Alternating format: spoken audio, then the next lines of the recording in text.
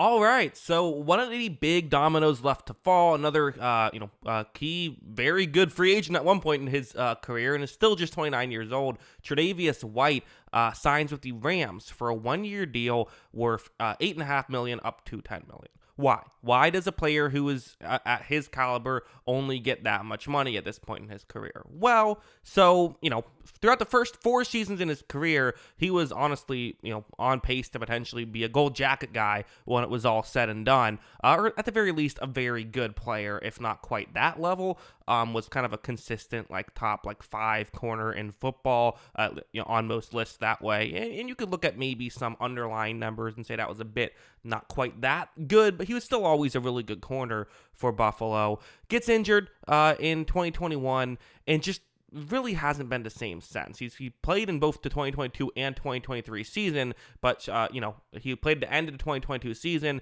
and in fact, I think it was a mistake when the Bills threw him out there. He didn't look fully ready at that point, and they were kind of trying to have him still be a number one corner, and their defense got significantly worse once he was there. Came, this season and played better this year, but then gets injured again, just after 4 weeks, so didn't get a huge sample size here. So for the Rams, they are betting on upside. And, I think the Rams, what they typically do is they draft a bunch of players, just usually not in the first round, but get a bunch of guys later in rounds, and then they try and, get that way.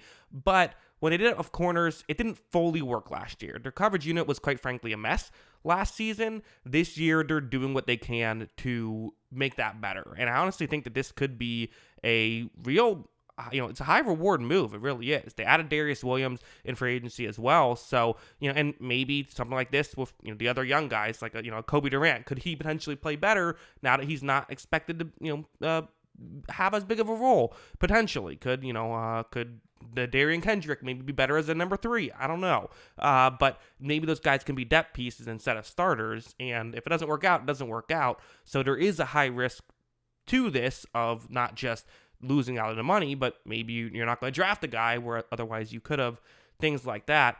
But as a whole, it's a smart move for the Rams, who are certainly in a bit of a unique spot. Losing Aaron Donald is going to make this a loss in the offseason just in general, but they've kind of done a lot of other really smart things up until this point, I think, to kind of still build around this roster. And I don't think it's out of the question they could actually be better next year if they fill up those weaknesses, even if obviously they're losing one of the best to ever do it in Aaron Donald. At the very least, they could be more complete of a defense next year. This is one more move trying to make that happen. So yeah, that's what I think about all this. What do you think? Let me know in the comments below.